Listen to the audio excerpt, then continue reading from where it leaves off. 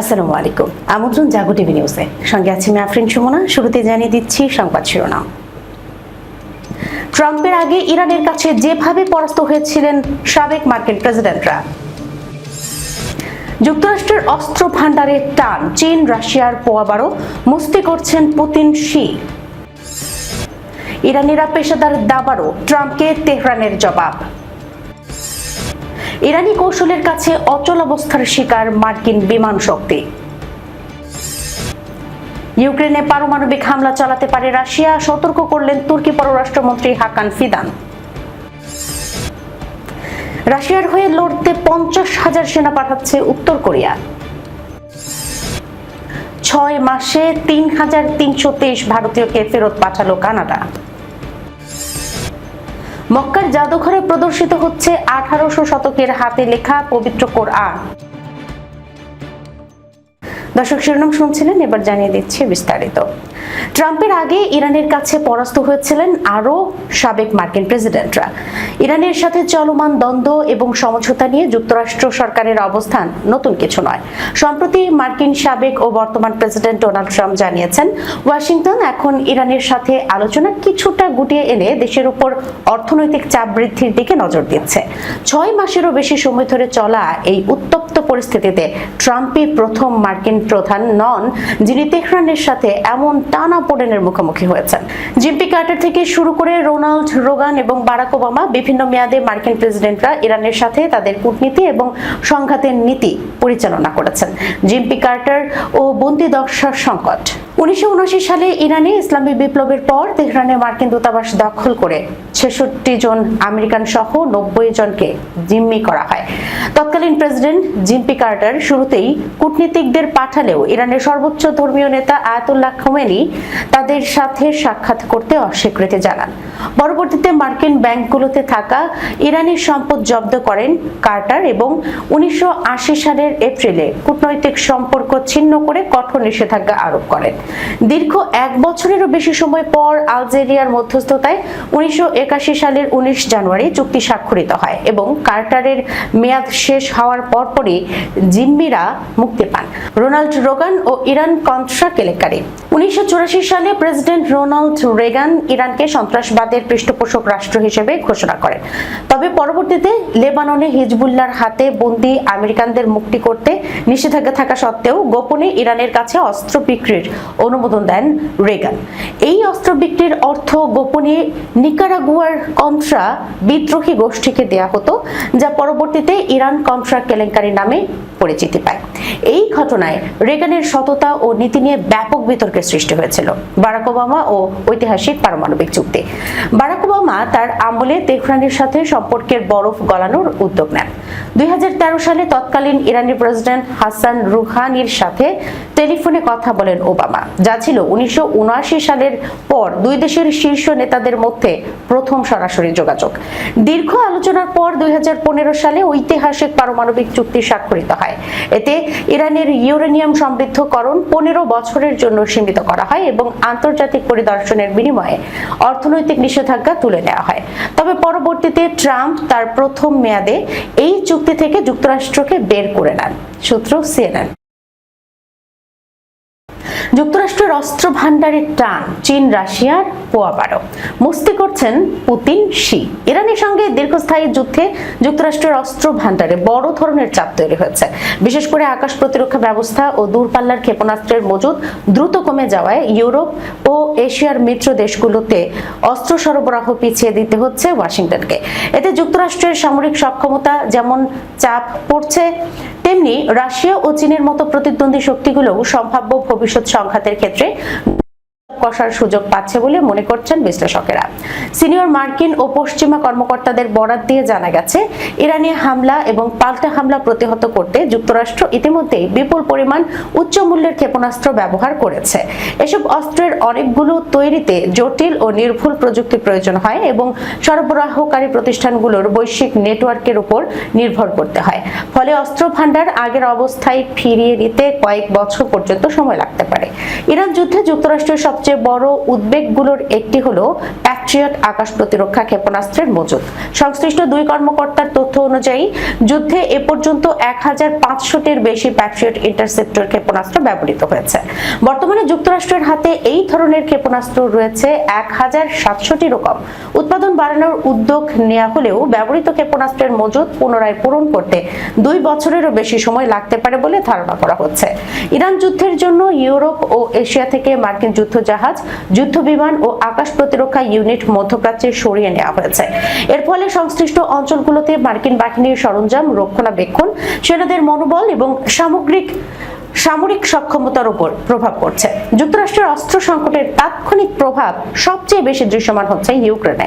ইউক্রেনের president Volodymyr Zelensky জানিয়েছেন, পশ্চিমা মিত্রদের কাছ থেকে এবছর তার দেশ যে পরিমাণ আকাশ প্রতিরক্ষা ক্ষেপণাস্ত্র পাচ্ছে তা 2025 সালের তুলনায় 3 গুণ কমেছে।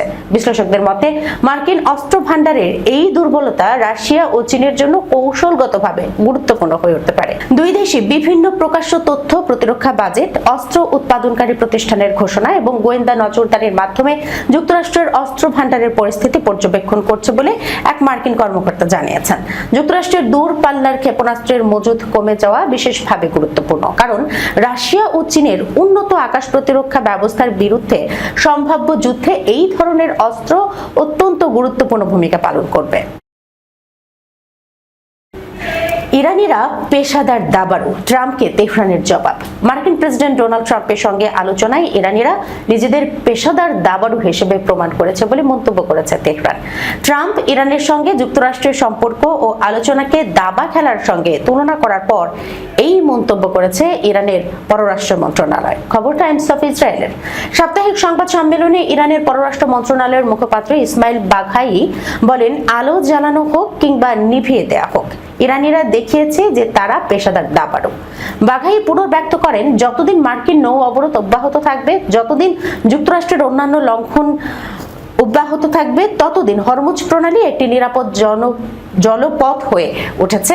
এই কথা বলার জন্য প্রয়োজনীয় পরিস্থিতি তৈরি হবে না। এর আগে ট্রাম্প ইরানের উপর অর্থনৈতিক চাপ অব্যাহত রাখার ইঙ্গিত দেন।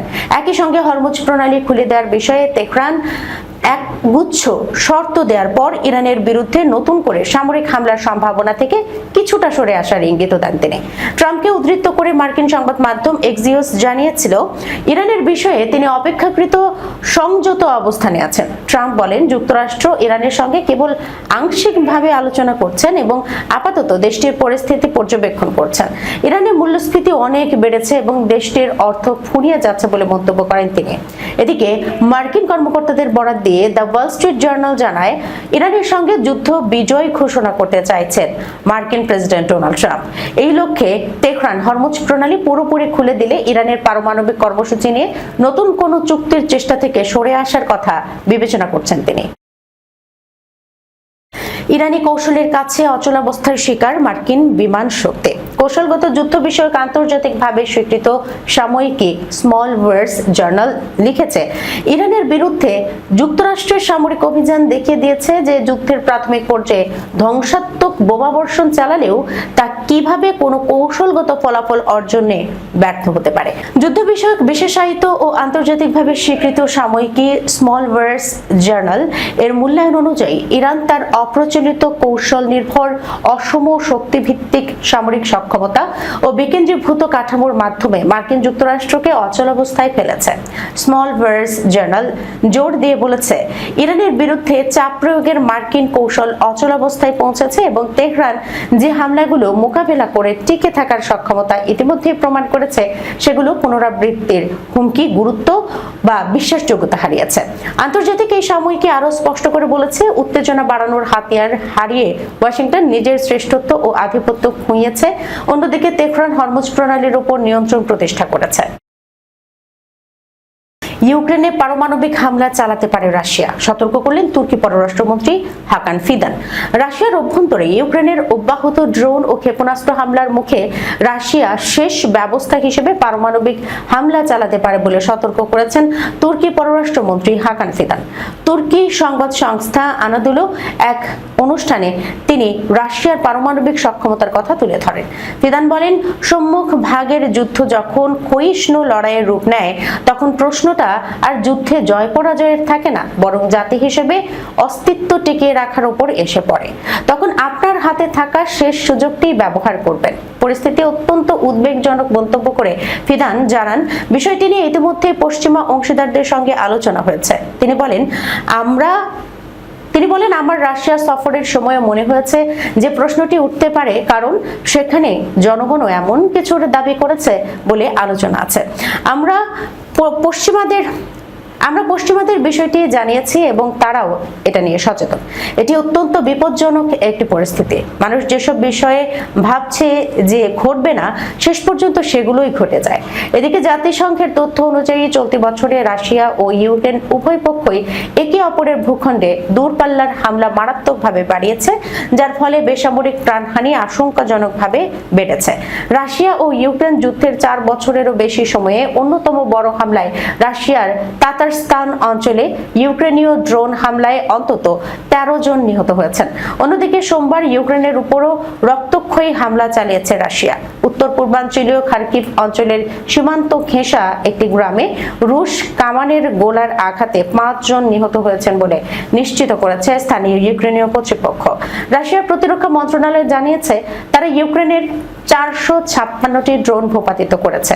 তবে কতটি ড্রোন লক্ষ্যবস্তুতে আঘাত হেনেছে সেই বিষয়ে কিছু জানায়নি মস্কো। বিপরীতে ইউক্রেনীয় বিমান বাহিনী জানিয়েছে তাদের ভূখণ্ড লক্ষ্য করে 126টি ড্রোন ছুড়েছে রাশিয়া। রাশিয়ার হয়ে লড়তে 50,000 সেনা পাঠাচ্ছে উত্তর কোরিয়া। ইউক্রেন যুদ্ধে রাশিয়ার হয়ে লড়াই করতে 50,000-এর বেশি নতুন সেনা পাঠাচ্ছে উত্তর কোরিয়া। রোববার নিজের এক্স হ্যান্ডেলে করা এক পোস্টে এই দাবি করেন ইউক্রেনের প্রেসিডেন্ট ভলোদিমির জেলেনস্কি। জেলেনস্কির দাবি, নতুন সেনাদের রাশিয়ার বিভিন্ন অঞ্চলে মোতায়েন করা হবে। এছাড়া সম্প্রতি ইউক্রেনের ভূখণ্ডে উত্তর কোরিয়ার তৈরি কিছু ক্ষেপণাস্ত্রের ধ্বংসাবশেষ পাওয়া গেছে বলেও দাবি করেছেন জেলেনস্কি। 2024 সালের জুনে উত্তর কোরিয়া সফরে গিয়ে দেশটির সর্বোচ্চ নেতা কিম জং উনের সঙ্গে একটি কৌশলগত চুক্তিতে সই করেন রুশ প্রেসিডেন্ট ভ্লাদিমির পুতিন। চুক্তির শর্ত অনুযায়ী স্বাক্ষরকারী কোনো দেশ বাইরের কোনো শক্তি দ্বারা আক্রান্ত হলে অপর দেশ সহযোগিতার জন্য এগিয়ে আসবে। পরে ওই বছরই প্রথমবারের মতো মস্কোতে 14,000 সেনা পাঠায় পিয়ংইয়ং। চলতি 2026 সালে প্রথম 6 মাসে কানাডা থেকে রেকর্ড 3,323 জন ভারতীয় নাগরিককে দেশে ফেরত পাঠানো বা ডিপোর্ট করা হয়েছে। একই সময়ে 1,573 মেক্সিকানকে ডিপোর্ট করা হয়। বিগত 5 বছরের মধ্যে প্রথমবার এই তালিকার শীর্ষে উঠে এসেছে ভারত। কানাডা বর্ডার সার্ভিসেস এজেন্সির সরকারি পরিসংখ্যানে এমন তথ্য উঠে এসেছে। মূলত অভিবাসন নীতি লঙ্ঘন ও কানাডার কঠোর নীতির কারণেই এই বিপুল সংখ্যক ভারতীয়কে ফেরত পাঠানো হয়েছে। সিবিএসএ এর তথ্য অনুযায়ী 2025 সালে মোট 3,779 জন ভারতীয়কে ডিপোর্ট করা হয়েছিল। আর এবছরের প্রথম 6 মাসেই সেই সংখ্যার প্রায় 88% পৌঁছে গেছে। বর্তমানে আরো 7,669 জন ভারতীয় কানাডা থেকে দেশে ফেরত পাঠানোর অপেক্ষায় রয়েছেন, যা যে কোনো দেশের নাগরিকদের নিরিখে সর্বাধিক। বিপুল সংখ্যক ভারতীয়কে ডিপোর্টের ঘটনা যুক্তরাষ্ট্রের পরিসংখ্যানকেও বড় ব্যবধানে ছাপিয়ে গেছে। ভারতের পররাষ্ট্র মন্ত্রণালয়ের তথ্য অনুযায়ী 1 জানুয়ারি থেকে 22 জুলাই পর্যন্ত যুক্তরাষ্ট্র থেকে 1,273 জন ভারতীয়কে দেশে ফেরত পাঠানো হয়েছে, যার তুলনায় কানাডার সংখ্যাটি 2.5 গুণেরও বেশি। ভিসা জালিয়াতি, ভিসার মেয়াদ শেষ হওয়ার পরও অবস্থান করা, অভিবাসন নিয়ম লঙ্ঘন এবং আশ্রয় বা রিফিউজি দাবি খারিজ হয়ে যাওয়ায় মূলত ভারতীয়দের দেশে ফেরত পাঠানোর প্রধান কারণ। এছাড়া কানাডা বর্তমানে আন্তর্জাতিক শিক্ষার্থী ও অস্থায়ী বিদেশি কর্মকর্তাদের সংখ্যা কমাতে তাদের অভিবাসন নীতি ক্রমশ কড়া করছে। কানাডা 3টি নির্দেশের মাধ্যমে এই প্রক্রিয়া কার্যকর করে। প্রথমত, ডিপার্চার অর্ডার, 30 দিনের মধ্যে স্বেচ্ছায় দেশ ছাড়া। দ্বিতীয়ত, এক্সক্লুশন অর্ডার, 1 থেকে 5 বছরের জন্য প্রবেশ নিষিদ্ধ। এবং তৃতীয়ত, ডিপোর্টেশন অর্ডার, কানাডা সরকারের লিখিত অনুমতি ছাড়া স্থায়ীভাবে প্রবেশ নিষিদ্ধ। সৌদি আরবের মক্কার হীরা কালচারাল ডিস্ট্রিক্টে অবস্থিত হোলি কুরআন জাদুঘরে প্রদর্শন করা হচ্ছে 1800 শতকের একটি হাতে লেখা পবিত্র কোরআনের পাণ্ডুলিপি। সৌদি প্রেস এজেন্সির বরাতে এই তথ্য জানিয়েছে আরব নিউজ। ঐতিহাসিক এই পাণ্ডুলিপিতে কোরআন লেখার পাশাপাশি এর অলংকরণে তৎকালীন সময়ে যে নিখুঁত কারুকাজ ও যত্ন নেওয়া হতো তার প্রতিফলন দেখা যায়। একই সঙ্গে এতে ওই সময়ের ইসলামিক ক্যালিগ্রাফি ও অলংকরণ শিল্পের সৌন্দর্য ও সূক্ষ্মতারও পরিচয় পাওয়া যায়। কালো কালি দিয়ে লেখা পাণ্ডুলিপিটিতে ইসলামী ক্যালিগ্রাফির একাধিক ধারার বৈশিষ্ট্যের সমন্বয় রয়েছে। এর মাধ্যমে পাণ্ডুলিপিটির লেখকের দক্ষতা এবং বিভিন্ন ক্যালিগ্রাফি ধারার স্বতন্ত্র বৈশিষ্ট্য প্রয়োগের সক্ষমতার প্রমাণ মেলে। পাণ্ডুলিপিতে হরকত ও অন্যান্য স্বরচিহ্ন অত্যন্ত নিখুঁতভাবে সংযোজন করা হয়েছে। হাতে লেখা কোরআনের ক্ষেত্রে শুদ্ধতা ও নির্ভুলতা নিশ্চিত করতে সে সময় কতটা গুরুত্ব দেওয়া হতো এসব চিহ্নে তারই প্রতিফলন রয়েছে। পাণ্ডুলিপির শুরুর পাতাগুলোতে রয়েছে ফুলেল নকশা ও সূক্ষ্ম অলংকরণ। এসব নকশা সে সময়ের কোরআনিক পাণ্ডুলিপি অলংকরণের বিশেষ শিল্পরীতির পরিচয় বহন করে। ঐতিহাসিক এই পাণ্ডুলিপি দর্শনার্থীদের হাতে লেখা কোরআনের ইতিহাস ও বিকাশ সম্পর্কে জানার সুযোগ দিচ্ছে। পাশাপাশি আরবি ক্যালিগ্রাফির বিবর্তন এবং বিভিন্ন সময়ের পাণ্ডুলিপি তৈরিতে ব্যবহৃত অলংকরণ ও সোনালী কারুকার্যের কৌশল সম্পর্কেও ধারণা পাওয়া যাচ্ছে।